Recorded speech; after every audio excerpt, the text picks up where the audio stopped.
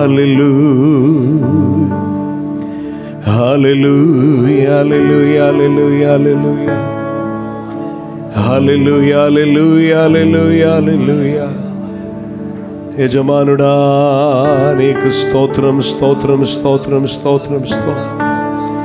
పరిశుద్ధుడా నీకు స్తోత్రం స్తోత్రం. హల్లెలూయా హల్లెలూయా హల్లెలూయా హల్లెలూయా హల్లెలూయా హల్లెలూయా. స్తుతియు ఘనతయు మహిమయు ప్రభావము పదవియు అధికారము బలము స్తోత్రము ప్రభువైన యేసుక్రీస్తు అతి పరిశుద్ధ నామమునకే ఎల్లప్పుడూ చేరునుగాక. ఆమేన్. హల్లెలూయా. ప్రతి ఒక్కరు దేవుని సన్నిధిలో కూర్చునండి. హల్లెలూయా హల్లెలూయా. అది త్వరలో రానయ్యున్న ప్రభువైన యేసుక్రీస్తు అతి పరిశుద్ధ నామమున మీలో ప్రతి ఒక్కరికి హృదయపూర్వ వందనములు తెలియజేస్తున్నాము. ఒకసారి కూడా దేవుని స్తుతించినట్లుగా ఈ సంవత్సరం చివరి నెలలో మరి ఒక అవకాశం కూడా దేవుడు మనకు దయచేసారు. దేవునికి స్తోత్రం. హల్లెలూయా. ఆమేన్.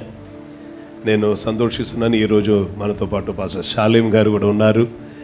కొన్ని నెలలు కొన్ని సంవత్సరం తర్వాత ఆమేన్ మరలా ఆయన కలవడానికి దేవుడు కృప చూపించారు. బాపట్ల పట్టణంలో దేవుని రాజ్యం సువార్థికుడుగా దేవుని సేవకుడుగా పాస్టర్గా పరిచయం చేయుటకు అనేక ప్రాంతములో దేవుని సేవలు ఉండటకు దేవుడు ఆయనకి కృపను అనుగ్రహించి ఉన్నారు. ఈరోజు ఉదయకాలం మేము బాపట్ల మేము నివసించినటువంటి గృహంలో వారు వచ్చి కలవటం నేను దేవుని స్తుతిస్తున్నాను. నేను ఆహ్వానించాను రమ్మని చెప్పి. దేవునికి స్తోత్రం. హల్లెలూయా. ఆమేన్. బాపట్ల పట్టణం దైవిక ఏర్పాట్లో ఉన్నటువంటి పట్టణం. ఆమేన్. అనగా సేవకులు విదేశము నుండి వచ్చిన సేవకులు కన్నీరు కార్చిన ఒక స్థలమని నేను గుర్తించాను. దేవునికి స్తోత్రం. హల్లెలూయా. దేవుడు కొన్ని కార్యములు చేయటానికి వేచి ఉన్నారు. హల్లెలూయా. ఆమేన్. కొందరు ముఖభావములో చూస్తే చాలా విచారం దుఃఖం అని కనిపిస్తున్నది. దుఃఖించడం తప్పేం కాదు, దుఃఖించుకోవచ్చు. స్తోత్రం. కానీ నిరాశ మాత్రం మనకు ఉండకూడదు. నిరాశ ఉండకూడదు, నిరీక్షణ ఉండాలి. హల్లెలూయా. దుఃఖం అనేది స్వాభావికముగా మనుషులకున్న భావోద్వేగములో ఒకటి. దేవునికి స్తోత్రం.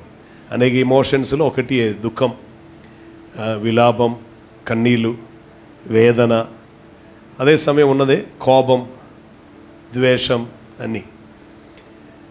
కారణం లేని దుఃఖం కొన్ని సమయంలో మనల్ని ఓవర్టేక్ చేస్తుంది. ఎందుకొరకు దుఃఖిస్తున్నామో అని తెలియకుండా కొందరు దుఃఖిస్తుంటారు. కొన్ని సమయం పరిశుద్ధాత్ముడు ఇచ్చిన ప్రేరేపణను బట్టి మనకు దుఃఖం కలుగుతుంది. మీరు ఆత్మీయంగా ప్రార్థనలో విజ్ఞాపన ప్రార్థన చేసినటువంటి లెవెల్లో ఉన్నవారం అయిన ఎడల నేను చెప్తున్నది మీకు వెంటనే అర్థమవుతుంది. ప్రత్యేకమైన ఏ విషయము లేకుండా ఒక భారం లోపలోనికి దేవుడు పెడతారు. అది ఏడిస్తేనే తప్ప, కన్నీరు కారిస్తేనే తప్ప పోదు. బట్ అది ఎందుకొరకు అన్నది కూడా దేవుడు తర్వాత తెలియపరుస్తారు. దేవునికి స్తోత్రం. హల్లెలూయా. మీలో కొందరి ముఖభావం చూసి ఏదో నష్టపోయినట్టు ఉంది. కొందరి ముఖభావములో కొంచెం విచారం కనిపిస్తున్నది.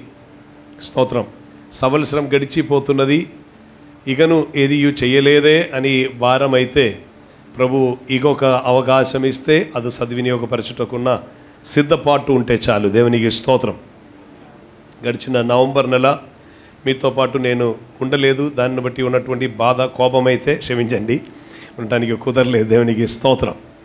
ఆమేన్. హల్లెలూయా. ప్రతి నెల వచ్చి మీతో ఉండాలని ఆశిస్తున్నాను. కారణం ఇప్పుడు నేను చూస్తున్న మిమ్మల్ని మాత్రం కాదు, నేను వేరొక గ్రూప్ని చూస్తున్నాను. దేవునికి స్తోత్రం. హల్లెలూయా. ఆమేన్. తల్లి గర్భములో పడగ మునిపే మనల్ని చూసిన ఒక దేవుడు ఉన్నారు. హల్లెలూయా. తల్లి గర్భములో నే పడక మునుపే నన్ను ఎరిగిన నా దైవమా, తల్లి గర్భములో నే పడక మునుపే నన్ను ఎరిగిన నా దైవమా,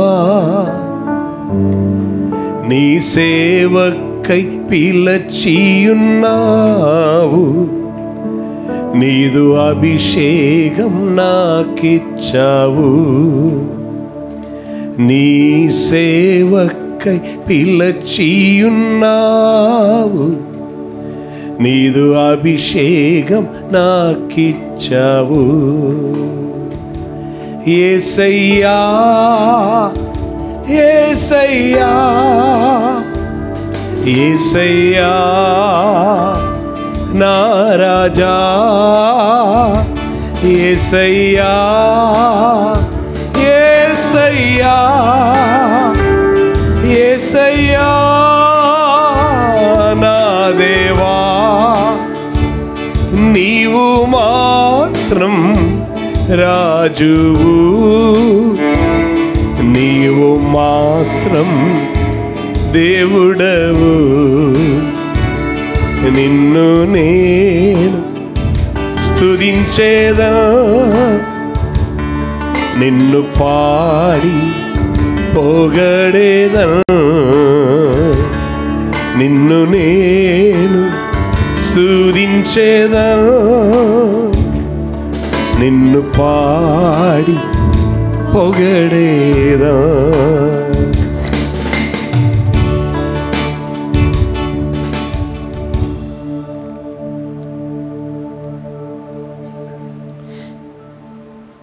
నేను తెలుగు వాడన కాను. స్తోత్రం. మీకు తెలుసా అది? స్తోత్రం. ఈరోజు ఆమేన్ యవనస్తుల అనేకలు నేను చూస్తున్నాను. దేవునికి స్తోత్రం. ఆమేన్. నేను అనుకుంటున్నాను ఈ కుడియోలోని ఇంతమంది యవనస్తులు వచ్చారని. దేవునికి స్తోత్రం. హల్లెలూయా. నేను తెలుగు వాడన కాకపోయినను ఈ వాక్యం తెలుగులో, పాట తెలుగులో, ఎందుకంటే మీరందరూ గ్రహించుకొని అందరం కలిసి పాడి దేవుని మహిమపరచాలనే ఉద్దేశంతోనే. మిమ్మల్ని దేవుడు ప్రేమిస్తున్నారు. ఆమేనంటారా? అనేకులు నేర్పించారు. ఎలాగనంటే ఆమేన్ అనటానికి కూడా మనకు పర్మిషన్ కావాలి. పాస్టర్ గారు ఆమేన్ అనండి, స్తోత్రం చెప్పండి, హల్లెలూయా చెప్పండి అని చెప్తేనే మనకు వస్తుంది. కారణం ఇదన్నీ ఒక మెషిన్ లాగా మనం మారిపోయాం అనేకలు అలా నేర్పించటం వలన. బట్ ఒకటి గ్రహించండి, స్తుతించటం యథార్థవంతులకు శోభస్కరమని వాక్యం. స్తుతించటానికి యథార్థత ఉంటే చాలు, వేరే ఏమీ అవసరం లేదు. స్తోత్రం. కృతజ్ఞతాస్తుతులు ఎప్పుడు చెల్లిస్తారంటే మనలో కృతజ్ఞతాభావం వచ్చినప్పుడు, హృదయం నిండిన దాన్ని బట్టి నోరు మాట్లాడుతుంది. సో హృదయ లోపల స్తుతి స్తోత్రం ఉంటే అది నోట్లో వస్తుంది. సుశీలమ్మ గారు వస్తుందా లేదా? స్తోత్రం. ఆమేన్. సుశీలమ్మ గారి పేరే నాకు వచ్చు, మిగిలినటువంటి యవనస్తుల పేరు నాకు రాదు. దేవునికి స్తోత్రం. ఆమేన్. సుశీలమ్మ గారు నాకు 25 సంవత్సరం నుండి పరిచయం. దేవునికి స్తోత్రం. ఈయన్ని బట్టి, జోషి గారిని బట్టి దేవునికి స్తోత్రం. హల్లెలూయా. 25 సంవత్సరమే నేను ఆయన ఎరిగి ఉన్నాను. ఇప్పుడు 25 వస్తే 25 సంవత్సరం అవుతుంది. దేవునికి స్తోత్రం. హల్లెలూయా. సో మనలో కృతజ్ఞతాభావం వస్తే ఏం రావాలి చెప్పండి? కృతజ్ఞతాస్తుతులు. ప్రతి విషయమును బట్టి కృతజ్ఞతాస్తుతులు చెల్లించుడి, ఇది మీ విషయమై ప్రభు అయిన యేసుక్రీస్తునందు దేవుని చిత్తమై ఉన్నది. నేను చెప్పిన మాట కాదు, తెస్సలోనికి రాసిన మొదటి పత్రిక 5వ అధ్యాయంలో రాయబడినటువంటి విషయం చెప్తున్నాను. ప్రతి విషయమును బట్టి ఏం చేయాలి? అలా చెప్పకుండా ఏం చేయాలి? స్తోత్రం. హల్లెలూయా. ఆమేన్. కొందరు పళ్ళు లేనందున బాధపడుతూ అదైనా పర్వాలేదు, చెల్లించండి. దేవునికి స్తోత్రం. హల్లెలూయా, ఆమేన్. దేవుని సన్నిధిలో విచారం ఏది లేకుండా ఉండండి. ఆమేన్. నేను ఇక్కడికి వచ్చే వరకు నేను దేవుని ఆలోచన అడుగుతూ ఉంటాను, ప్రభువా నాకు ఒక సబ్జెక్ట్ కావాలి, ఏ విషయం చెప్పవలసి ఉన్నది. నేను ఇక్కడ ఎండ్ర అవగానే పరిశుద్ధాత్ముడు చెప్పారు కీర్తన 90 అన్నారు. హల్లెలూయా. నేను ఆ విషయంలోనికి వెళ్ళబోతున్నాను. దేవునికి స్తోత్రం. ఆమేన్. బట్ వాక్యం విత్తనమే. వాక్యం విత్తనం. మీరు ఈ ప్రాంతంలో ఉన్నవారు అందరూ దాదాపు అందరూ రైతులే, వ్యవసాయకులు. దేవునికి స్తోత్రం. ఆమేన్. హల్లెలూయా. నేను వ్యవసాయకులని చెప్పేటప్పుడే కొందరు డిఫరెంట్గా చూస్తాను. నేను మధ్యవర్తి కాదు, వ్యవసాయకులకు మధ్యవర్తి మీదనే కోపం. దేవునికి స్తోత్రం. హల్లెలూయా. సో వ్యవసాయం చేయువారు, విత్తనం వేయువారు ఏం చేస్తారు? పొలమును సిద్ధపరుస్తారా లేరా? పొలమును సిద్ధపరచి అందరికి ముందు నాటిన వేరు ఏదైనా ఉంటే ట్రాక్టర్ తీసుకుని, ఒకప్పుడైతే ఎద్దులను పెట్టుకొని వాటితో దున్నటం, దానికి ఏమంటారు? నాగలి పెట్టుకొని దున్నుతుంటారు. ఇప్పుడు ట్రాక్టర్ వచ్చింది కనుక ఆ వేరుతో సహా మొత్తం తీసి గదన్ని ఒక చోట గ్యాదర్ చేసి నిప్పు పెట్టి కాల్చి అది బూడిదగా మార్చిన తర్వాత మరలా ట్రాక్టర్ తీసుకొచ్చి మరలా క్లియర్ చేసి లెవెల్ చేసి ఒక వాన, తొలకరి వాన రావాలి. ఒక వాన వచ్చిన తర్వాత కొందరు అలా చూస్తున్నారు. నేను మంచి ఒక రైతే, నాకు తెలిసి పని అని. దేవునికి స్తోత్రం. హల్లెలూయా. మట్టి స్మెల్ చూసి మట్టి గుణం చెప్పగలుగుతాను దేవుని కృపలో. దేవునికి స్తోత్రం. హల్లెలూయా. నేను ఇక్కడ మట్టి కొనడానికి రాలా. దేవునికి స్తోత్రం. మట్టి నుండి మహిమని చేర్చిన విషయమే నా సబ్జెక్ట్. సో అదే రీతిలో వాక్యం అని విత్తనం కూడా వేసే మునుపు సిద్ధపరచే తీరాలి. హృదయములు సిద్ధం అవ్వాలి. ఇంతకు ముందు నాటుకుపోయినటువంటిది ఏవైనా ఉంటే ఏం చేయాలి? అది తీసివేయాలి. దేవునికి స్తోత్రం. అది తీసివేస్తే చాలు. ఇప్పుడు నాటబడుతున్న వాక్యం అనే విత్తనం, నేను 30తోనూ 60తోనూ సాటిస్ఫై అయ్యే గ్రూపు కాదు, 100 రెట్టిగా ఫలం తీసుకొని రావాలి. దేవునికి స్తోత్రం. హల్లెలూయా. ఆమేన్. గనుక కొంచెం శ్రద్ధగా జాగ్రత్తగా వింటూ ఉండండి. మీ హృదయంలో ఇప్పటి వరకు ఏ ఉండినను కొంచెం పక్కకి పెట్టండి. దేవునికి స్తోత్రం. పరిశుద్ధాత్మ దేవుడు మనతో మాట్లాడను గాక. ఆమేన్. గనుక వాక్య భాగం వింటున్నప్పుడు మీరు యథేష్టం ఆమేన్ చెప్పుకోవచ్చు, తప్పేం లేదు. స్తోత్రం చెప్పుకోవచ్చు, తప్పేం లేదు. మీకు హల్లెలూయా అని అరవాలని అనిపిస్తే మీరు అరవచ్చు, దేవుని మహిమపరచుకోవచ్చు, ఏమీ తప్పు లేదు. స్తోత్రం. కానీ మౌనంగా మౌన వ్రతములో మాత్రం ఉండవద్దు. హల్లెలూయా. దేవుని మహిమపరచుకొని ఉండండి. దేవునికి స్తోత్రం. హల్లెలూయా. 90వ కీర్తనలోనికి ఒకసారి వెళ్దాం. Thank you master, thank you master. 90వ కీర్తన 10వ వచనం చదువుతూ మనం ప్రారంభిద్దాం. మా ఆయుష్కాలం 70 సంవత్సరములు, అధిక బలం ఉన్న ఎడల 80 సంవత్సరములాగును.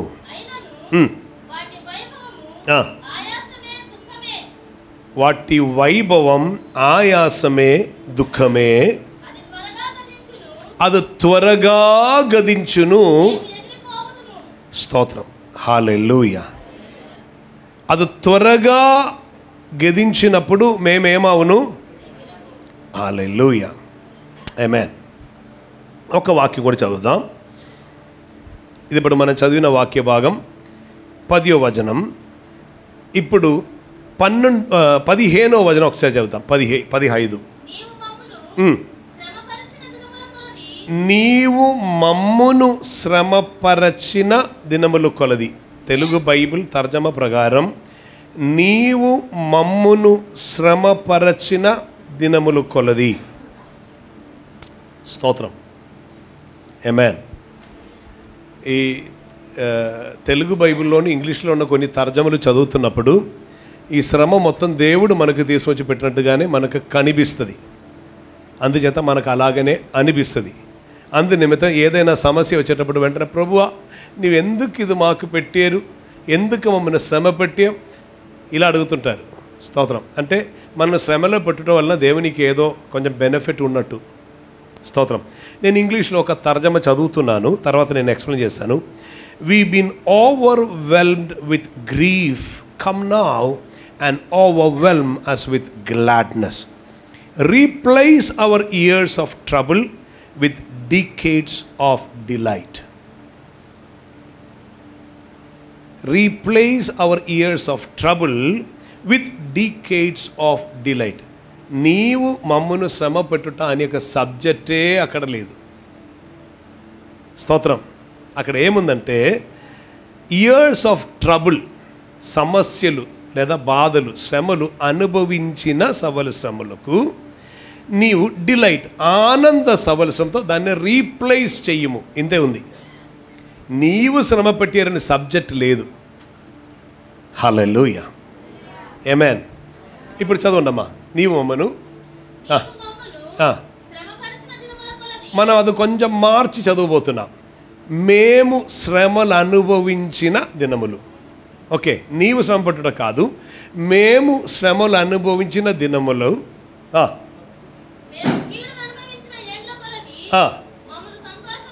మమ్మును సంతోషపరచుము. స్తోత్రం. ఇది న్యాయమైన వాక్యం. ఆమేన్, హల్లెలూయా. కారణం ఇది ఇదే రీతిలో మీకు చూపించకపోతే దీనిలో ఉన్న అర్థం మనం గ్రహించలేం. హల్లెలూయా. మీకు ఆ బైబిల్ ప్రారంభములో ఆ విషయం ఉన్నదా నాకు తెలియదు. స్టార్టింగ్లో ఏమైనా టైటిల్ రాసి ఉందా?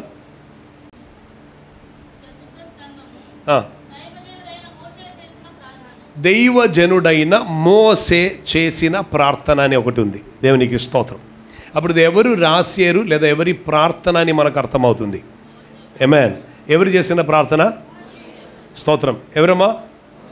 ఎవరిని అసలు చెప్పండి? మోసే. దేవునికి స్తోత్రం. హల్లెలూయా, ఆమేన్. దైవజనుడైన మోసే గారు చేసిన ఒక ప్రార్థనయే కావ్య రూపములో ఉన్నది. స్తోత్రం. పరిశుద్ధ బైబిల్ మొత్తం చూస్తే కావ్య రూపములో ఉన్నది. స్తోత్రం. చరిత్రమును కావ్య రూపములో ఒక పోయం, ఏమంటే వేరొక వర్డ్ కావ్యం, పద్యం, ఒక పద్యం అని రూపము లేదా ఒక పాట అని రూపములోనే, ఒక కీర్తన, ఒక సంకీర్తన అనే రీతిలోనే పరిశుద్ధ బైబిల్ మొత్తం రాయబడి ఉన్నది. స్తోత్రం. ఇది మొత్తం ప్రవచనములు ఉన్నటువంటి ఒక పరిశుద్ధ గ్రంథం. దేవునికి స్తోత్రం. మీకు వాయిస్ కరెక్ట్గానే వినిపిస్తుంది అందరికీ? అమ్మా వినిపిస్తుందా మీకు? అస్సలు వినిపించట్లేకపోతే మనం చెప్పి చూపించాల్సిందే. దేవునికి స్తోత్రం. హల్లెలూయా, ఆమేన్. ఓకే, సో శ్రద్ధగా ఉండండి. మోసే ఈ కీర్తన రచించుటకు లేదా ఈ ప్రార్థన చేయుటకు ఒక కారణం ఉండను. ఆ కారణమే తనకంటే 3 ఏండ్లు పెద్దవాడైన తన అన్నయ్య అయినటువంటి అహరోన్ గారు చనిపోయారు. అహరోన్ చనిపోయినటువంటి సమయం మోసే గారు చేసిన ప్రార్థన లేదా ఆయన పాడిన ఒక పద్యం, ఒక కావ్యం, ఒక పాట. స్తోత్రం. సో ఈ ప్రార్థనకి ఒక ప్రత్యేకత ఉన్నది. ఈ ప్రార్థనయే అనేకసారి ఎవరైనా మరణించినప్పుడు ఈ మాటలు అనేకలు పలుకుతూ ఉంటారు. స్తోత్రం. దానిలో ముఖ్యముగా పలుకుతున్న ఒక మాటయే 10వ వచనంలో మనం చదివాం. అదేమిటంటే మా ఆయుస్సు 70 సంవత్సరం, అధిక బలం ఉన్న ఎడల 80 సంవత్సరం. నెక్స్ట్, ఆయనను వాటి వైభవం ఆయాసమే, సుగమా, దుఃఖమే. హల్లెలూయా. ఈ పద ప్రయోగం ఎల్లప్పుడూ వస్తూ ఉంటుంది. అందుకొరకు ఎవరైనా 70 దాటితే చాలు మనం అందరూ ఎదురు చూడటం ఏంటంటే ఎప్పుడు వెళ్తారు. స్తోత్రం. ఒక హాస్పిటల్లో, ఒక ఆసుపత్రిలో ఒక వ్యక్తి అప్పుడప్పుడు వచ్చి ఈ వాటి కాల్ ఇంటెన్సివ్ కేర్ యూనిట్ దగ్గర, దానికి ఏమంటారు తెలుగులో, అత్యవసర విభాగం దగ్గర ఒక వ్యక్తి వచ్చి అక్కడ కొందరు నిలబడి ఉంటారు కదా, పేషెంట్ లోపల ఉన్నటప్పుడు వచ్చి అడుగుతున్నాడు, ఎలా ఉందండి డాక్టర్ గారు ఏమన్నారు అని వచ్చి అడుగుతూ ఉండను. ఈయన అప్పుడప్పుడు వచ్చి అడుగుతూ ఉంటారు, డాక్టర్ ఏమన్నారు, ఎలా ఉన్నారు అని అడుగుతుంటే ఈ వచ్చి అడుగుతున్న వ్యక్తిని పరిచయం లేనందున బయట నిలబడినటువంటి బైస్టాండర్ అడిగారు, మిమ్మల్ని అంత పరిచయం లేదండి, మీరు ఎవరు అని అడిగితే చెప్పారు, లేదండి నేను పక్కన శవపెట్టి అమ్ముతున్నాను. అర్థమైందా? శవపెట్టి, హలో, నేను పక్కన శవపెట్టి అమ్ముతున్నాను, ఆర్డర్ ఏమైనా ఉందా అని. స్తోత్రం. తను వచ్చి అడిగినది, పరామర్శించినది ఎందుకొరకంటే డాక్టర్ ఏమన్నారు, పేషెంట్ ఎలా ఉన్నారు, అది కాదు తనకు విషయం. చనిపోతే ఆర్డర్ నాకు ఇవ్వాలి అని. స్తోత్రం, స్తోత్రం. మిమ్మల్ని గురించి నేను చెప్పలేదు, అక్కడ జరిగిన కార్యం చెప్తున్నాను. దేవునికి స్తోత్రం. ఆమేన్. ఎవరు ముందు ఎవరు వెనకని ఎవరికి తెలియదు. ఆమేన్. హల్లెలూయా. నేను మొన్న విజయవాడ నుండి, నేను కరెక్ట్గా చెప్తే డిసెంబర్ 11వ తారీఖున విజయవాడ నుండి నేను హైదరాబాదు ఫ్లైట్లో వెళ్తున్నాను. మొట్టమొదటిగా ఫ్లైట్లో ప్రయాణం చేసినటువంటి ఇద్దరు ఉండను ఆ ఫ్లైట్లో.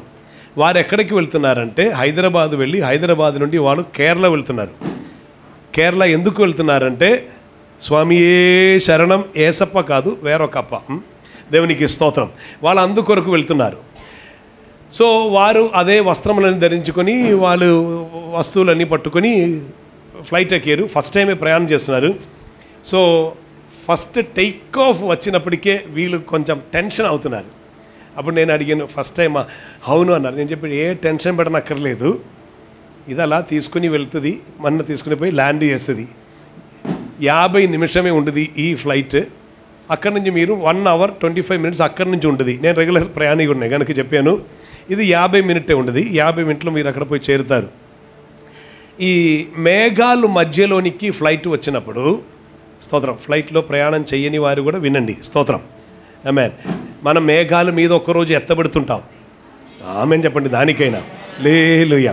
సో మేఘాల మధ్యలో వర్షపాత మేఘములు అంటే ఎక్కువగా జలాంశం ఉన్నటువంటి మేఘం లోపలోనికి ఈ ఫ్లైట్ ఎంటర్ అవుతున్నప్పుడు ఫ్లైట్కి ఒక టర్బులెన్స్ అంటారు ఇంగ్లీష్లో, దానికి తెలుగులో ఏమన్నారో తెలియదు, స్తోత్రం. ఫ్లైట్ మొత్తానికి అలా షేక్ అవుతుంది. ఇక్కడ గట్టర్ ఉన్న రోడ్లో బండి వెళ్తే ఎలా షేక్ అవుతుందో అదే రీతిలో మంచి కదలిగా వస్తుంది ఫ్లైట్కి పైన. వీరు ఆ కదలిగా రాగానే ఇంకా వీళ్ళు అనుకున్నారు ఫ్లైట్ మొత్తం బ్రేక్ అయింది, అయిపోయింది మా జీవితం అని అనుకుని ఫుల్ టెన్షన్ అయిపోయారు. ఈ సమయంలో నేను వాళ్ళతో నేను అడిగాను, ఇంత టెన్షన్ ఎందుకండి అని అడిగాను. నేను అడిగిన ప్రశ్న ఇది, ఇంత టెన్షన్ ఎందుకు, ఏమైనా అవుతాయి? నేను చెప్పి ఏమైనా అవుతాయి, చనిపోతారు అంతే కదా అని అన్నాను. అప్పుడు వాళ్ళు అడిగారు, అదేంటి స్వామి మీరు అంత ఈజీగా చెప్తున్నారని. మీరు అంత ఈజీగా చనిపోతారని చాలా సింపుల్గా చెప్తున్నాను. నేను చెప్పాను, వెళ్ళటానికి మంచి ఒక స్థలం ఉన్నదని నిశ్చయం ఉన్న వ్యక్తి, వింటున్నారా, వెళ్ళి చేరటానికి నాకు మేలైన ఉత్తమమైన మంచి మనోహరమైన ఒక స్థలం ఉన్నదని నిశ్చయం ఉన్నప్పుడు దీన్ని గురించి ఎందుకు భయపడాలి? మనోహర దేశములో నాకు పాలు ప్రాప్తించెను అని పరిశుద్ధ బైబిల్ రాయటానికి కారణం ఏం తెలుసా? ఒక మనోహర స్థలములో మన కొరకు నిత్య నివాసమును సిద్ధపరచుటకు ఒకరు వెళ్ళి ఉన్నారు, ఆయన తిరిగి వస్తారని నిశ్చయం ఉన్నందున ఆ నిశ్చయం ఉన్నవారు మాత్రం ఒక్కసారి చప్పట్లు కొట్టి దేవుని మహిమపరచండి. హల్లెలూయా. ఆ తర్వాత నేను వారికి ఒక ఉదాహరణ చెప్పాను, స్తోత్రం. నేను చెప్పాను 1997లోనే మా అమ్మగారు నాన్నగారు మొట్టమొదటిగా అమెరికా వెళ్తున్నారు, యుఎస్ వెళ్తున్నారు. అప్పుడు మా అన్నయ్య అక్కడ ఉండను. అన్నయ్య అక్కడ ఉండి వీరికి అన్ని విషయములన్నీ అరేంజ్ చేసి అన్నయ్య దగ్గరికి వీరు అమెరికా వెళ్తున్నారు. స్తోత్రం. మీరు ఎవరైనా వెళ్తున్నారా? స్తోత్రం. లేదు, ఒక సహోదరి అమెరికా వెళ్ళకపోయినా పర్వాలేదు, ఇక్కడ కన్నా బెటర్ ఏం లేదు, నేను వెళ్ళి వచ్చిన వ్యక్తి. దేవునికి స్తోత్రం. ఇక్కడ మనం ఒకరిని కలుసుకొని ఈజీగా మాట్లాడుకోవచ్చు. అక్కడ ఒకరిని కలవాలంటే మన అపాయింట్మెంట్ మనం వెయిట్ చేయాలి. స్తోత్రం. ఆమేన్. ఇక్కడ మనం రోడ్లో నడిచి 10 మందిని కలిసి మాట్లాడుకోవచ్చు. అక్కడ రోడ్లోనికి వచ్చే వాహనాలు తప్ప ఏమీ ఉండదు. స్తోత్రం. ఇంకొక వ్యక్తిని కలవాలంటే షాపింగ్ మాల్కి వెళ్ళాలి. స్తోత్రం. అక్కడ కూడా అందరూ బిజీగా ఉంటారు, మాట్లాడే వాళ్ళు దొరుకురు. ఇంక ఇలాగ కూడి ఉన్నప్పుడే 10 మంది దొరుకుతారు. దేవునికి స్తోత్రం. మనం మంచి ఊరిలో ఉన్న సంతోషంగా ఉండండి. అమెరికా కన్నా మంచి స్థలంలో మనం వెళ్ళబోతున్నాం. హల్లెలూయా. ఆమేన్. అక్కడ ప్రెసిడెంట్ ట్రంప్ ఏం కాదు, మన యేసు రాజ్యం వెళుతున్న ఒక ఊరు. నిశ్చయత ఉంటే ఆమె అని చెప్తే చాలు. దేవునికి స్తోత్రం, హల్లెలూయా.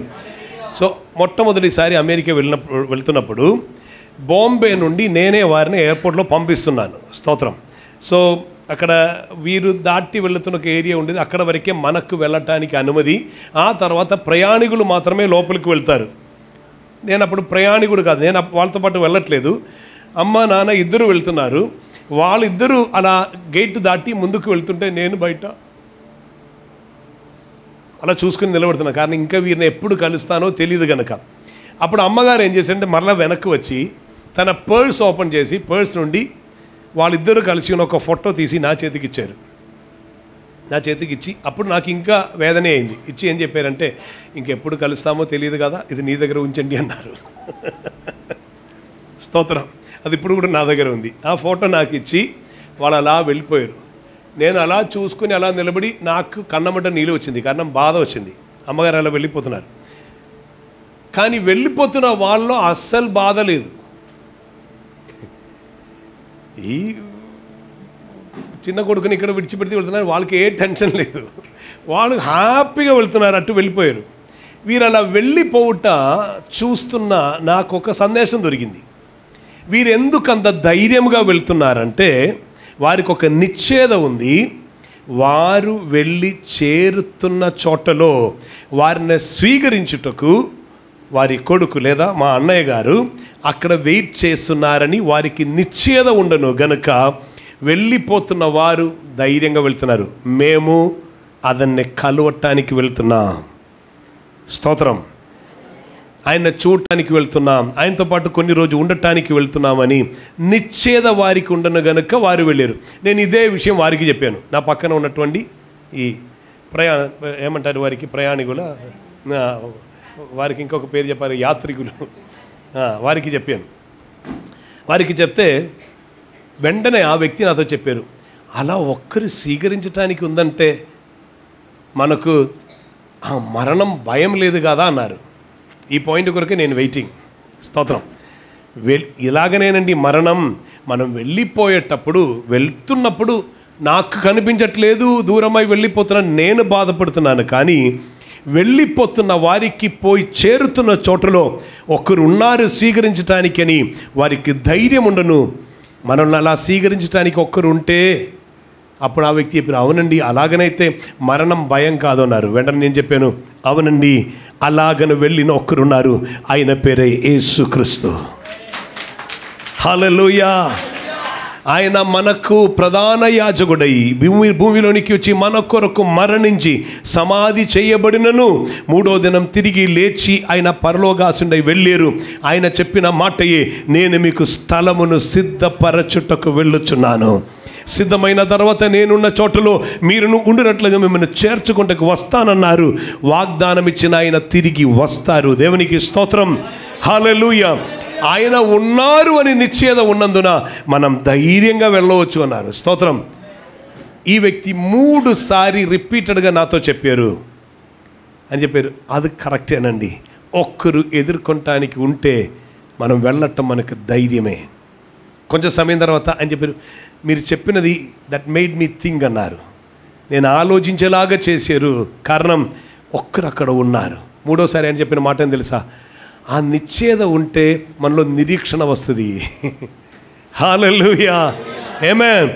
లోకములో ఉన్న భయం ఏం తెలుసా, నిశ్చయత లేదు.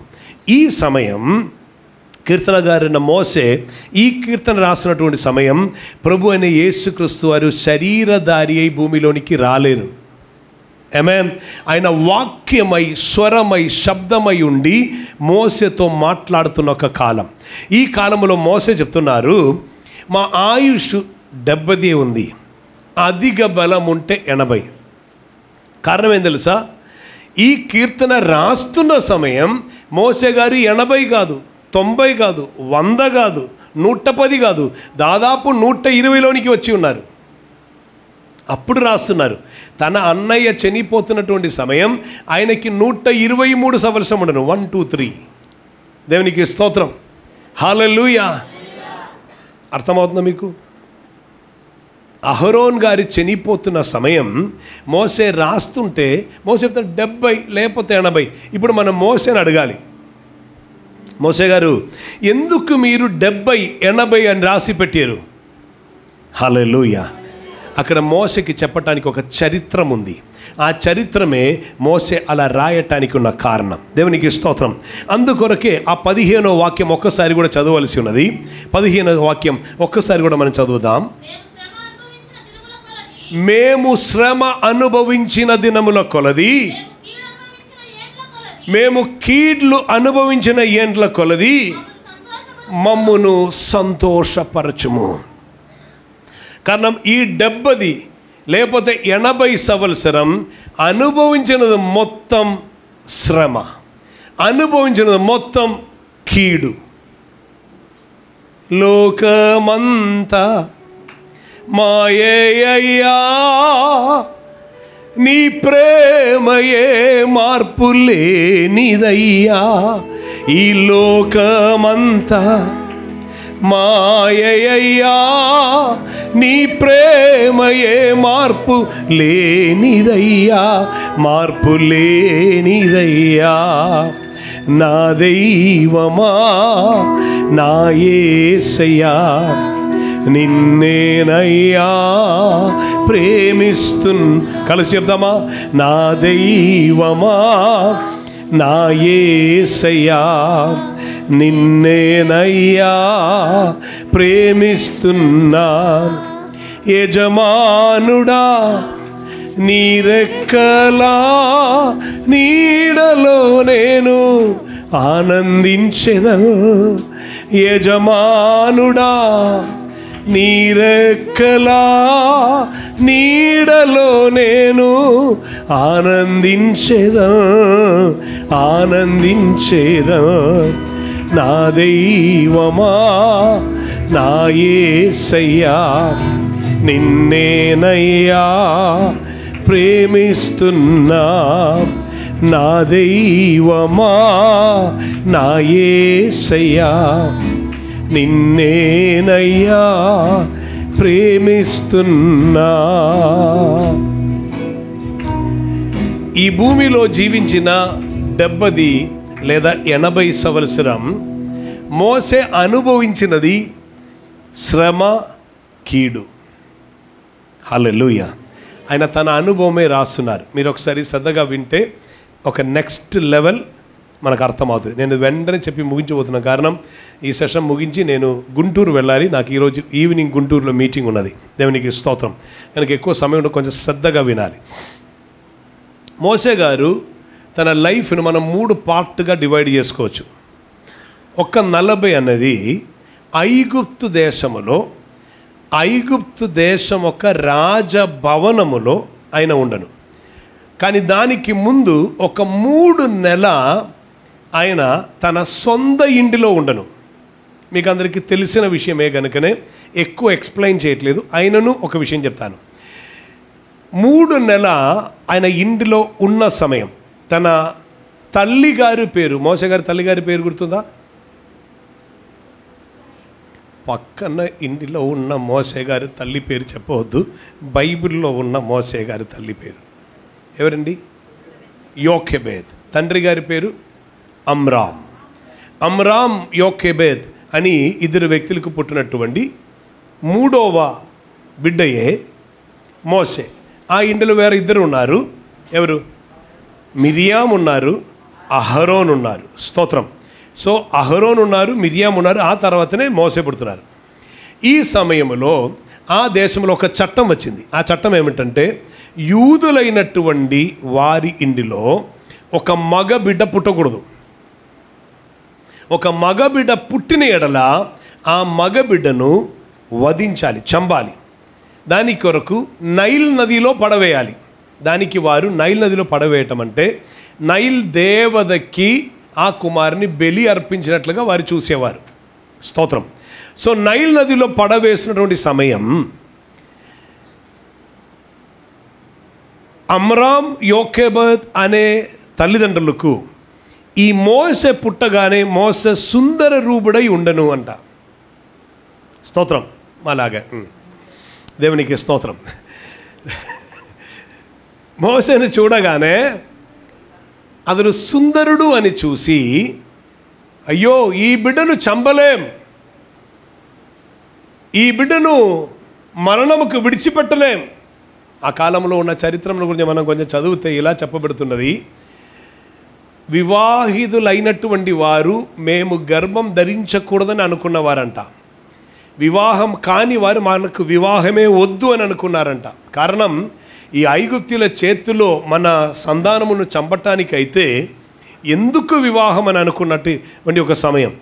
ఈ సమయంలోనే అమ్రామ్ అనే వ్యక్తి లేచి వెళ్ళి యోకెబెతుని వివాహం చేస్తున్నారు. హీ వెంట్ అవుట్ అని రాయబడి ఉన్నది. అంటే తన క్యాంప్ నుండి లేదా తనకున్న కొన్ని లిమిటేషన్స్ దాటి వెళ్ళారు. దైవిక నియోగం ఉన్నందున వెళ్ళారు, వివాహం చేసుకున్నారు.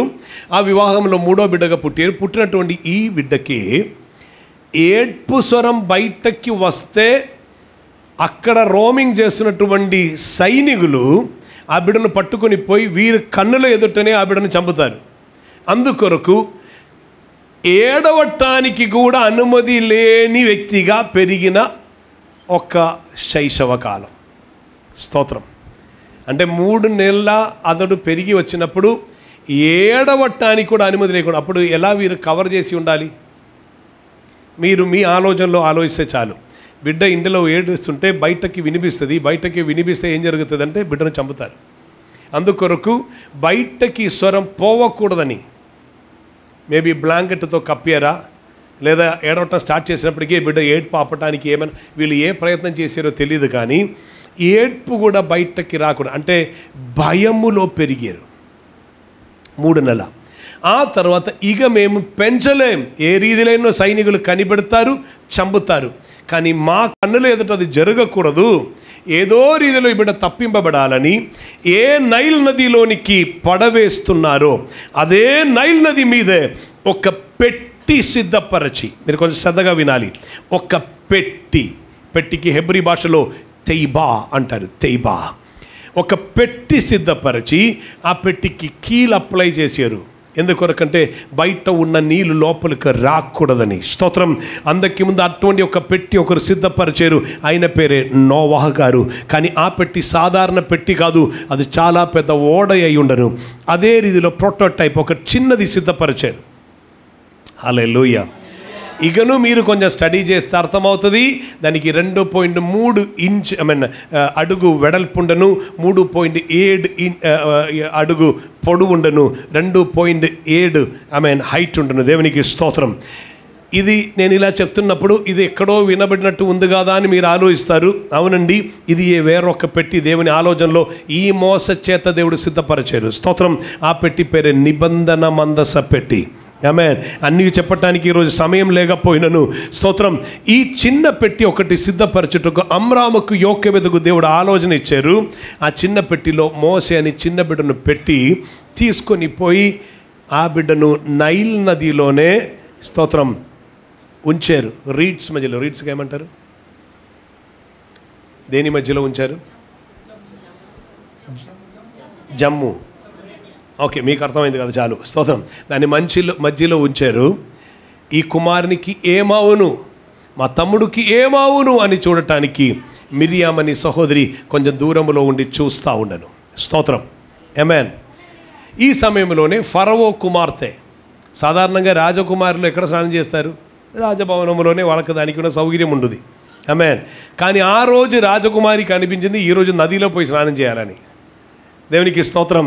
నదిలో స్నానం చేయడానికి దేవుడు నడిపిస్తున్నారు. అక్కడికి వచ్చారు. వచ్చినప్పుడు ఈ చిన్న పెట్టి చూశారు. పెట్టి తెరవగా సుందర రూపుడైన హెబ్రియ బాలుడు, హెబ్రియులైనటువంటి పురుష బిడ్డను చూస్తే, మగ బిడ్డను చూస్తే ఆ బిడ్డను చంపమని ఆజ్ఞ ఇచ్చిన అదే ఫరవో ఇంటి నుండి బయలుదేరి వచ్చిన కుమార్తె ఇది చూసినప్పుడు చంపాలని కాదు, పెంచాలని ఒక తలము కలిగింది. హల్లెలూయా. ఆమేన్. దేవునికి నీ గురించి ఒక ఉద్దేశం ఉన్నప్పుడు అపవాది చేత ఆమేన్ నిన్ను చంపటానికి వేచి ఉన్న శత్రువుల మధ్య విందు సిద్ధపరుస్తారని మాత్రం కాదండి, ఆ శత్రు చేత నీకు భోజనం ఇచ్చుట కూడా నా దేవునికి తెలుసు. హల్లెలూయా, ఆమేన్. సో చంపటానికి వేచి ఉన్న వారి చేతిలోనే ఈ బిడ్డ దొరికినను, ఈ బిడ్డను చంపటానికి సాధ్యం కాలేదని మాత్రం కాకుండా ఈ బిడ్డను పెంచుటకు, కూలి ఇచ్చి పెంచుటకు తిరిగి ఈ మోసెను యోకెబెద్ చేతికి అప్పగిస్తున్నారు. ఇంతకు ముందు యోకెబెద్ భయములో ఉండి పెంచాలి, ఆమేన్, మోసెను. ఇప్పుడు భయముతో కాదు, ఇప్పుడు తనకు ఒక బాధ్యత దొరికింది, ఇప్పుడు ఒక అధికారం దొరికింది. ఇప్పుడు మోసే అని కుమారుని ఎలా పెంచుతున్నామంటే, ఫరవో కుమార్తె రాజకుమారి ఆజ్ఞ ఇచ్చారు, ఎవడును ముట్టకూడదు. ఇంతకు ముందు చంపటానికి వేచి ఉన్న అదే కావలి వారు ఇప్పుడు ఆమేన్ ఆమేన్ ఆ సైనికులు ఇప్పుడు ఈ బిడ్డకి కావలి వారిగా మారారు.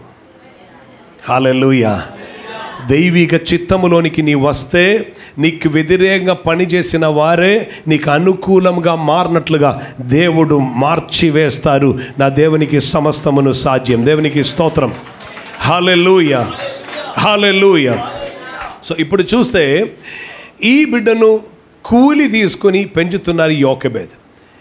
యోకెబెద్ కేవలం పాలిచ్చు పెంచలా, ధర్మశాస్త్రమును అనగా ఎవరి నుండి? అబ్రహాము నుండి, ఇస్సాకు నుండి, యాకోబులోనికి వచ్చిన, ఇశ్రాయేలుకు వచ్చిన దైవోక్తి, దైవిక ఆలోచన. అప్పుడు పుస్తక రూపంలో రాసినది ఏదీ లేదు. దైవిక ఆలోచన ఏమైతే దొరకనో అబ్రహాం తన తర్వాత తన ఇంటి వారందరికీ దేవుని విధులను, దేవుని ధర్మమును అనుసరించి జీవించుటకు ఏదైతే నేర్పించనో ఆ నేర్పింపును కొనసాగుతూ ఈ తల్లి గారు బిడ్డకి విషయములు కూడా నేర్పించారు. హల్లెలూయా. ఆ తర్వాత ఈ మోసే వెళ్తున్నది ఎక్కడికంటే రాజభవనంలోనికి. ఇక ఐగుప్తులో రాజకుమారుడులాగా పెరుగుతున్నారు. కానీ ఐగుప్తులో రాజకుమారుడుగా రాజభవనములో పెరుగుతున్నప్పుడెల్లా ఈ మోసే హృదయ లోపల నేను ఇక్కడికి చెందినవాడను కాను, అక్కడ బయట ప్రయాసం సహిస్తున్న, వేదన సహిస్తున్న హెబ్రీల్లో ఒక్కడును నేను అని అవగాహన తనకుండను. మీకు అర్థమవుతుందా? మోసే ఒక శ్రమయే నేను చెప్తున్నాను.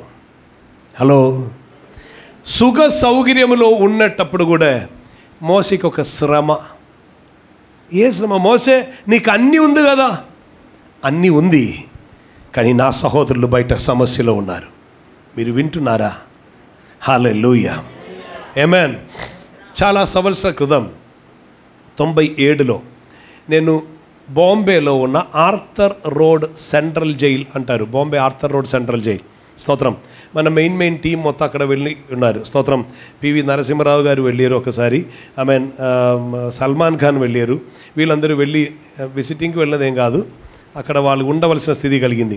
ఇలా వెళ్ళినటువంటి ఒక జైలే ఆర్థర్ రోడ్ సెంట్రల్ జైల్.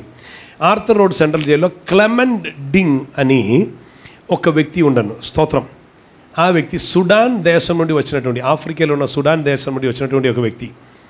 ఆ వ్యక్తిని బట్టి అక్కడ చెట్టు కింద ఆరాధనకి వారు చేరి వచ్చిన వారికి ఒక హాల్ జైలర్ ప్రార్థన కొరకు అనుమతి ఇచ్చారు. స్తోత్రం. అప్పుడు ఆయన తన అనుభవం నాతో షేర్ చేస్తూ ఉండను. ఆయన చదువు కొరకు వచ్చారు, ఏరోనాటికల్ ఇంజనీర్, అంటే ఫ్లైట్ విమానములు, ఒక ఇంజనీరింగ్ నేర్చుకోవడానికి ఆయన వస్తే తన పేరు మీద తన రూములో ఉన్న ఒక వ్యక్తి ఏదో మత్తు పదార్థం తీసుకొని వచ్చి రూములో దాచిపెట్టారు. ఈయన కూడా ఆ రూములో ఉండను కనుక నార్కోటిక్ డ్రగ్ యాక్ట్ ప్రకారం ఒక వ్యక్తిని అరెస్ట్ చేస్తే 2 సంవత్సరం వరకు విచారణ ఏం లేకుండా జైలు లోపల ఉండాలి. అలా ఆయన ఉండిపోవాల్సిన స్థితి కలిగింది. ఇంకా ఆయన లైసెన్స్ క్యాన్సిల్ అవుతుంది, తన వాటి వీసా క్యాన్సిల్ అవుతుంది, ఇంకా తిరిగి వెళ్ళాలి. ఇక చదువు అందరితో అయిపోయింది ఆయనకి. కానీ దేవుడు ఈయనతో ముందుగానే చెప్పారు. ప్రార్థించండికి స్తుతించండికి వరంగా.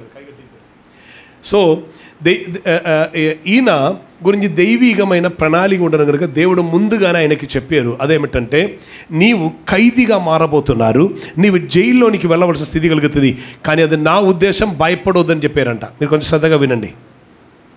చదువు కొరకు వచ్చిన వ్యక్తితో దేవుడు చెప్తున్నారు, నీవు జైల్లోనికి వెళ్తారు, నీ ఖైదీ అవుతారు అని చెప్పారు. నేను నా సహోదరి ఉన్నారు, నాకు ఎప్పుడు చూస్తారో తెలియదు, తల్లి ఉన్నారు, ఎప్పుడు చూస్తానో తెలియదు, కానీ అనునిత్యం నేను ఇక్కడ ఉండి దేవుని చూస్తున్నానన్నారు. హల్లెలూయా.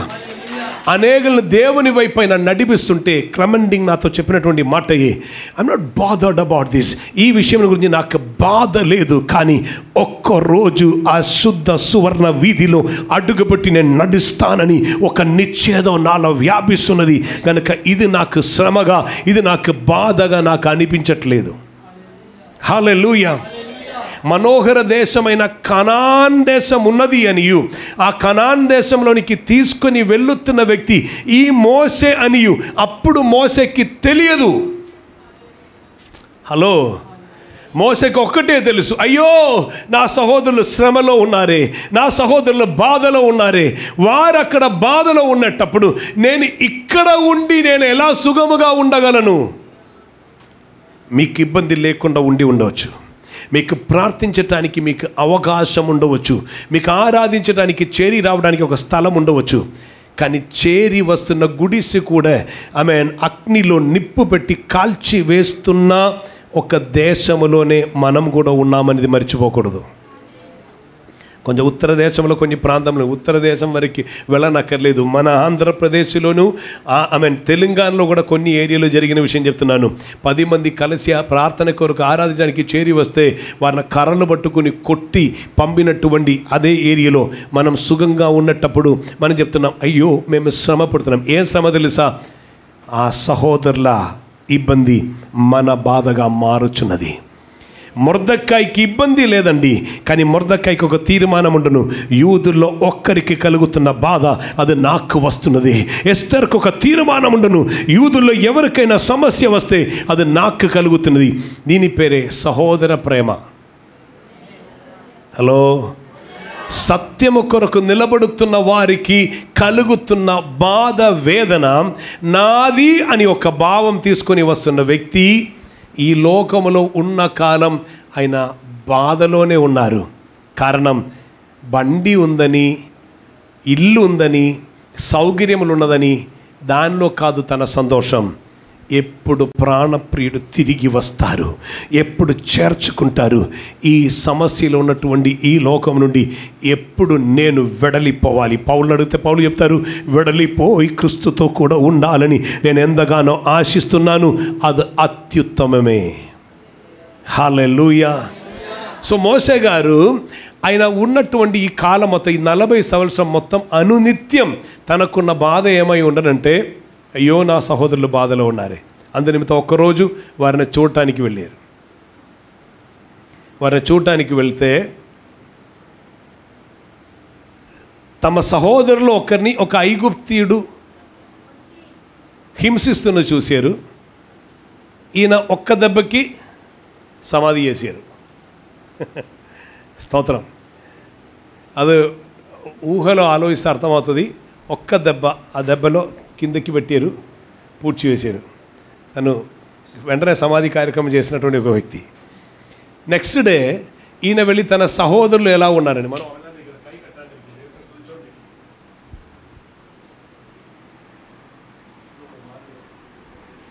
స్తోత్రం స్తోత్రం. పర్వాలేదు, నేను నా కుమారుడితో చెప్పిన విషయం, మీరేం బాధపడకండి. దేవునికి స్తోత్రం. మేము ప్రయాణం అన్నీ చేసి వచ్చాం, కానీ నిద్రమత్తులో ప్రార్థనా స్థలంలో ఉండకూడదు. అదే చెప్పాను, వేరేం కాదు. దేవునికి స్తోత్రం. ఆమేన్. రాత్రి ఆయన ప్రయాణం చేసి ఆయనే డ్రైవ్ చేస్తూ ఉండను. స్తోత్రం. ఆయనను ఆరాధనకి వచ్చేటప్పుడు ఉండకూడదు, అది వేరే విషయం. దేవునికి స్తోత్రం. హల్లెలూయా. దేవుని మహిమపరచుకొని ఉండండి. దేవునికి స్తోత్రం. See this. సో మోసే తర్వాత రోజు వచ్చారు. తర్వాత రోజు వచ్చినప్పుడు ఏ సహోదరుల కొరకు ఈయన నిలబడ్డారో ఆ సహోదరులు ఒక్కడే ఈయన నెట్టివేశారు. మమ్మను మా మధ్యలో తీర్పు తీర్చడానికి నిన్ను న్యాయాధిపతిగా ఎవరు చేశారు అని చెప్పి నెట్టివేశారు. ఆ తర్వాత మోసే అక్కడి నుంచి వెళ్ళిపోయారు. ఇప్పుడు 40 ఏండ్లు ఉన్నప్పుడే ఈయన పరిగెత్తిపోతున్నారు. సో ఈ 40 ఏండ్లు ఈయన ఉండినది రాజభవనములోనైనను ఈయన చెప్తున్న పదమే శ్రమ అనుభవించిన దినం. నీకు అర్థమవుతుందా? మీకు అర్థమవుతుందా? తిరిగి అడుగుతున్నా, మోసే నీకేం లోటు, నీకేం కొదువు, అన్నీ ఉండరు కదా. మోసే చెప్తారు, నా సహోదరుల శ్రమ, వారి బాధ నా శ్రమే. హల్లెలూయా. ఊరగన ఎవరు నాయకులు ఆవరండి. ఈ లోక చరిత్రం చూసిన వాటిలో గొప్ప గొప్ప మనిషిగా ఉన్న నాయకుడు ఎవరని అడిగితే ఈ మోసే. హల్లెలూయా. ఇంతమంది వ్యక్తులను ఒక్కరుగా ఉండి నడిపించిన మోసే ఆ నాయక పదవిలోనికి రావటానికి కారణం వారి శ్రమ, వారి బాధ తనదుగా తను మార్చుకున్నారు. మీకు అర్థమవుతుందా? దేవునికి స్తోత్రం. ఈ 40 సంవత్సరం తర్వాతనే ఈయన మిద్యాన్ అనే ఊరిలోనికి పారిపోతున్నారు. మిద్యాన్లో వెళ్ళేటప్పుడు తనదు కాని ఊరు. స్తోత్రం. ఇక అక్కడ అడుగుతున్నాను అనుకోండి, మోసే మీకు ఇక్కడ ఏం సమస్య ఉంది? మోసకి సమస్య ఏం లేదు. మోసకి వివాహం అయింది, మావయ్య మందన ఇచ్చారు, మందన మేపుతున్నారు, సాయంకాలం అయ్యేటప్పుడు ఇంటికి వెళ్తారు, భోజనం చేస్తారు, హ్యాపీగా ఉన్న లైఫ్, ఏ ప్రాబ్లం లేదు. కానీ మోస చెప్తున్నారు శ్రమలే. ఏ శ్రమ? మోస చెప్తున్నారు నేను ఇక్కడ ఫ్రీగా ఉన్నారు, కానీ సహోదరులు అక్కడే కాడి కింద ఉన్నారు. మీకు అర్థమవుతుందా? వారు వేదనలో ఉన్నారు, వారు బాధలో ఉన్నారు, వారికి విడుదల వచ్చు వరకు. హల్లెలూయా. ఆయన 70-80 అని రాయటానికి ఉన్న కారణం ఇదే అండి. దేవునికి స్తోత్రం. హల్లెలూయా. ఈయన 80 తర్వాత ఉన్న కాలం వేరు. నేను కట్షౌట్ చేస్తున్నాను వెంటనే. 80 తర్వాత ఉన్న జీవితం మొత్తం ఈయనది కాదు, దైవిక నడిపింపు. హల్లెలూయా. 80 ఉన్నప్పుడు ఈయన పోయి ఫరవో ముందు నిలబడుతున్నారు దేవుని ఆజ్ఞ మేరకు. అప్పుడు ఫరవో ఆ కాలములో ఐగుప్తు సామ్రాజ్యం కంటే గొప్ప సామ్రాజ్యం లేదు. ఐగుప్తు రాజు కంటే గొప్పవాడు ఎవరినూ లేరు. ఫరవో ఎదుట పోయి నిలబడాలంటే సాధారణమైన వ్యక్తులకు సాధ్యమయ్యేదే కాదు. స్తోత్రం. కానీ ఆ ఫరవో ముందర ఈయన పోయి నిలబడ్డారు. ఆమేన్. అద్భుతములు చేసి సూచక్రియలు చూపించి దేవుడు వారిని విడిపించారు. చివరికి వారి తొలిచీలు కుమారుని హతము చేసి ఆమేన్ రక్తముతో డోర్లోను ఆమేన్ తలుపుల్లోను గుమ్మములోను మార్క్ వేసి లోపల ఉండి నడుము కట్టుకొని పాదరక్ష ధరించుకొని, నేను 1 by 1 చెప్పుకొని పోతే బానిసలుగా ఉండిన వారికి పాదరక్ష సిద్ధపరచటానికి, పాదరక్ష వేయటానికి అనుమతి లేదు ఐగుప్తులో. మీకు అర్థమవుతుందా? బానిసలుగా ఉన్న వాళ్ళకి పాదరక్ష చప్పలు వేసుకుంటానికి అనుమతి లేదు ఐగుప్తులో. కానీ అనుమతి లేని ఐగుప్తులో వీరితో ఒక్క రాత్రి పాదరక్ష ధరించుకోమని చెప్పేటప్పుడు వీళ్ళందరూ పాదరక్ష ధరించుకున్నారంటే పాదరక్ష వేసుకుంటానికి అనుమతి లేకపోయినను వీరు సిద్ధపరిచి పెడతా ఉండను, ఒక్కరోజు మనకు విడుదల వస్తుంది అని. హల్లెలూయా. నా రీతిలో అయితే నేను వేరొక మీటింగ్ అయి ఉంటే ఇంకా అక్కడ డీప్లో వెళ్ళేవాడు. ఆ పాదరక్ష వేరే ఏది కాదు, సమాధాన సువార్త నిమిత్తమైన సిద్ధ మనస్సు పాదములకు జోడు తొడుగుని. అర్థం, సువార్త కొరకు సమర్పణ కలిగిన వ్యక్తి సిద్ధపాటు కలిగిన వ్యక్తిగా ఉంటారు. ఆ వ్యక్తికి ఒక ప్రయాణం ఉంది. దేవునికి స్తోత్రం. తర్వాత ఒక 40 సంవత్సరం వీరు బయటకి వచ్చారు, వీరు ప్రయాణంలో ఉన్నారు. ఈ ప్రయాణం మోస చెప్తున్నారు, ఇది నాది కాదు, నా బలములో కాదు, నాది 80లో కంప్లీట్ అయింది, ఇది దైవిక నడిపింపే. నేను ఒకటి చెప్తున్నాను, మీరు 10 రోజు దేవుని కొరకని మీరు సమర్పిస్తే వేరే 10 రోజు దేవుడు మిమ్మల్ని నడిపిస్తారు. మీకు అర్థమవుతుందా? దేవుని కొరకు అని మీరు సమర్పణ కలిగి ఒక 10 రోజు ఉంటే దేవుడు ఒక 10 రోజు మేము నడిపిస్తారు. కానీ ఆ 10 రోజుతో 10,000 రోజులు కూడా పోల్చుకుంటే సరిపోదు. మోసే జీవితంలో ఐగుప్తులో ఒక వ్యక్తిగా పెరిగారు, తర్వాత మామ మందన మేపుతో ఒక అల్లుడుగా పెరిగారు. 80 అందరితో కంప్లీట్ అయింది. కానీ తర్వాత 40 సంవత్సరం లోకములో ఎవరిను చూడలేని ఒక గొప్ప నాయకుడు. ఈ చేంజ్ ఎలా కలిగింది? మోసే చెప్తారు, నేను అక్కడే, నాది కంప్లీట్ అయింది, ఇది దైవిక నడిపింపే. హల్లెలూయా. మేము శ్రమ పడిన దినములకు కారణం ఏం తెలుసు? అప్పుడు రాస్తున్నారు, ఇకను మేము కనాన్ చేరలా. ఈ 40 సంవత్సరం నాకు నాయకత్వం వచ్చింది. బండ నుండి నీళ్ళిస్తున్నాను, ఎర్ర సముద్రం నుండి 2గా చేస్తున్నాను. ఆమేన్. ఆకాశం నుండి దేవుడు మన్నాను వర్షింపజేస్తున్నారు. ముఖాముఖిగా దేవుడు మాట్లాడుతున్నారు. ఇంతకు ముందు ఎన్నడూ మనిషి కులముకు దొరకలేని దైవిక చట్టమున్న 2 రాతి పలగా మాకు దొరికాయి. దేవుడే రాసి ఇచ్చారు.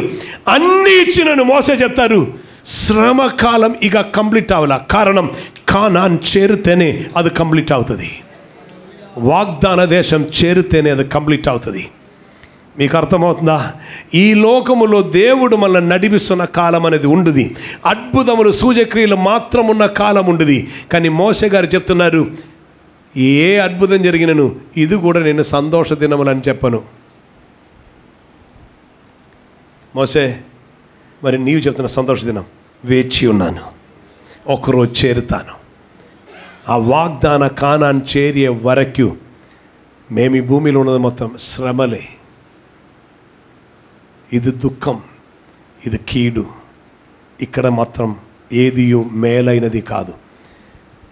పరమ కణాన్ని ఎదురు చూస్తున్న ప్రతి భక్తునికి కూడా ఈ భూమిలో ఉన్న జీవితకాలం మొత్తం ఇది కాదు, మేము చేరియే తీరాలి. ఎందుకు ఇది మరలా చెప్తున్నానంటే, ఇక్కడ ఉన్నదే సంతోషమని మనం భావిస్తే పరమ కణాన్ అనే ఆ నిత్య జీవం మనం మర్చిపోతుంటాం. పరమ కణాన్ చేరే వరకు ఇక్కడ ఉన్నది ఎలా చూడాలి తెలుసా? ఇది శ్రమ అనుభవిస్తున్న కాలం, ఇది కీడు అనుభవిస్తున్న కాలం. అదే మనోభావంలో ఉంటే ఏది వచ్చినను ఏది లేకపోయినను మనం వేచి ఉంటాం. మీకు అర్థమవుతుందా? కొన్ని దొరికినను దొరకకపోయినను మనోభావం మారదు. కారణం ఇందుకొరకు కాదు ప్రభువా, నిత్యమైనది ఎదురు చూస్తున్నాం. హల్లెలూయా. ఈయన అడిగిన ఒక ప్రశ్న చూడండి.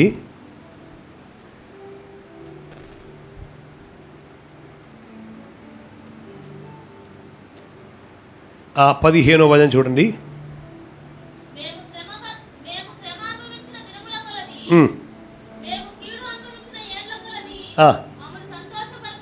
స్తోత్రం. మమ్మును సంతోషపరచుము. హల్లెలూయా. యెహోవా చేత విమోచింపబడిన వారు సియోనులోనికి తిరిగి వచ్చెదరు. నిత్యానందం వారి శిరస్సుపై ఉండును, దుఃఖమును నిట్టూర్పును ఎగిరిపోవును. ఏదండి ఈ సియోన్?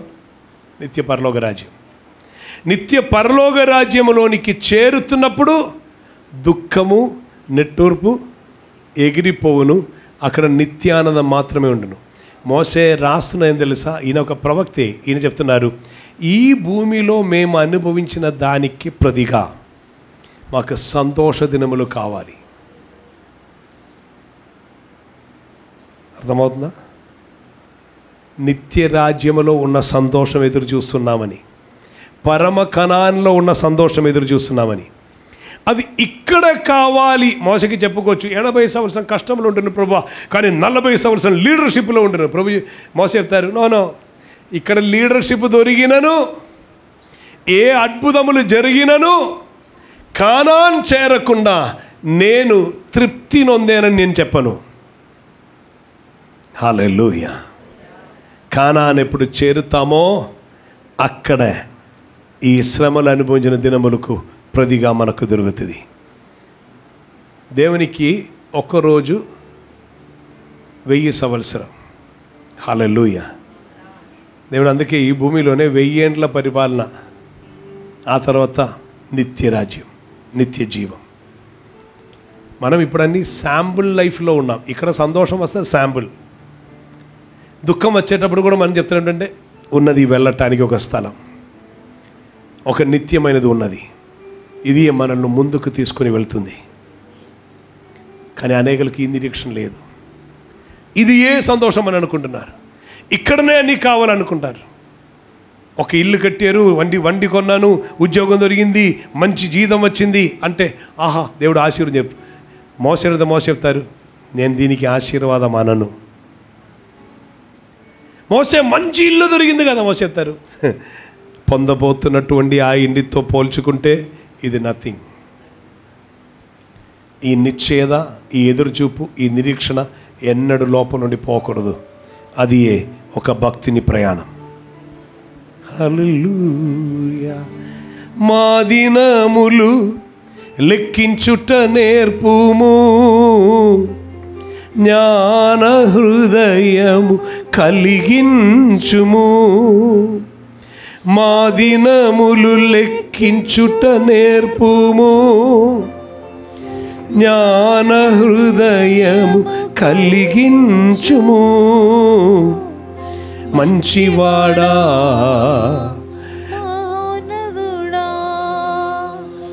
మేలులతో మమ్ము నింపువాడా, మంచివాడా మహోన్నతుడా, మేలులతో మమ్ము నింపువాడా. జీవితమంతా ఆనందించుట కొరకై తృప్తిపరచుము నీ కృపతో. జీవితమంతా ఆనందించుట కొరకై తృప్తిపరచుము నీ కృపతో. దుఃఖ దినములకు ప్రదిగా సంతోష దినములు మాకొసగుమా. దుఃఖ దినములకు ప్రదిగా సంతోష దినములు మాకొసగుమా. మంచివాడా గొప్పవాడా, మేలులతో మమ్ము నింపువాడా.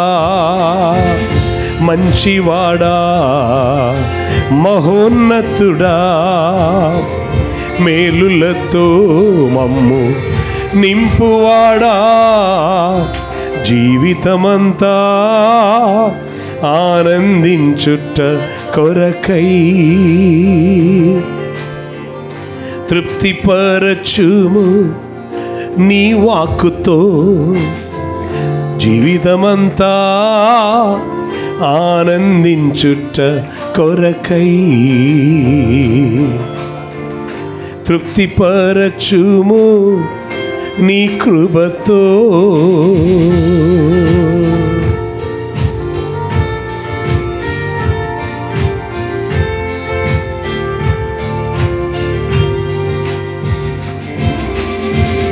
లోకము భూమియు పుట్టగా ముందే నిత్యుడవు దేవుడవు నీవయ్యా. లోకము భూమియు పుట్టగా ముందే నిత్యుడవు దేవుడవు నీవయ్యా. మంచివాడా మహోన్నతుడా, మేలులతో మమ్ము నింపువాడా. మంచివాడా మహోన్నతుడా, మేలులతో మమ్ము నింపువాడా. జీవితమంతా ఆనందించుట కొరకై తృప్తిపరచుము నీ కృపతో. జీవితమంతా ఆనందించుట కొరకై తృప్తిపరచుము నీ వాక్కుతో. తృప్తిపరచుము నీ వాగ్దానముతో. తృప్తిపరచుము నీ ప్రేమతో. తృప్తిపరచుము నీ దయతో. ఆరాధనా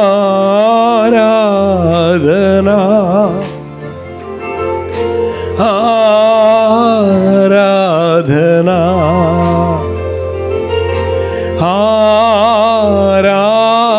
ఆరాధనా ఆరాధనా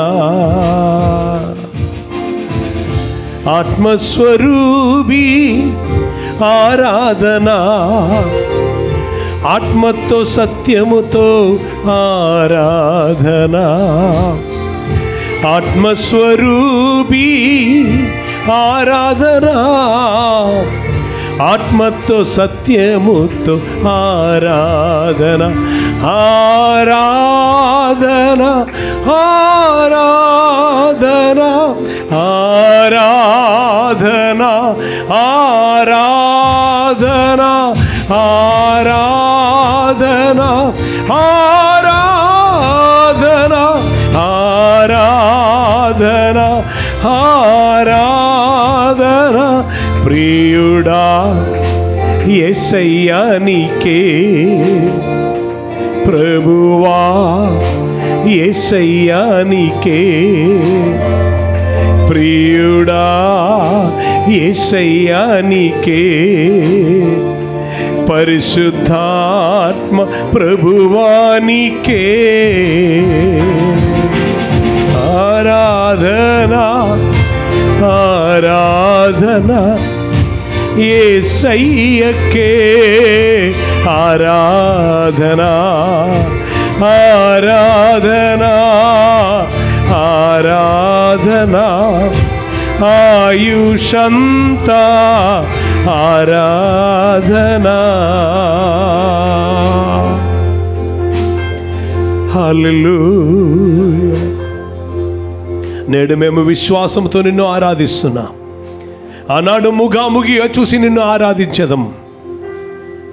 ఆ రోజు వరకు మేము నమ్మకముగా ఈ భూప్రయాణం ముగించినట్లుగా ఇది తాత్కాలికమే, ఇది కొంచెమే, ఇది దుఃఖము శ్రమయు. కానీ మేము శ్రమ పొందిన కీడు అనుభవించిన దినములో కొలది మమ్మను సంతోషింప చేస్తున్నా, ఆనందభరితులై మమ్మను చేస్తున్నా ఆ నిత్య జీవము కొరకు మమ్మను సిద్ధపరచయ్యా అని చెప్పి దేవుని సన్నిధిలో మనం సమర్పణతో ప్రార్థన చేద్దామా?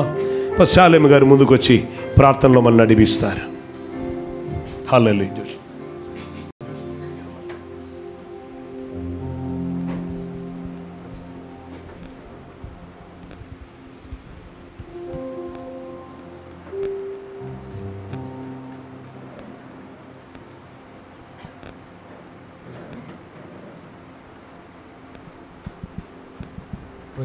ప్రార్థన చేసుకుందామండి.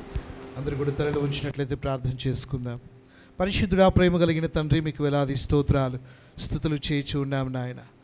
నిజముగా ప్రభా, ఈ లోకయాత్రలో మేము జీవించినంత కాలము కూడా తండ్రి అది ఆయాసమే, దుఃఖమే ప్రభా.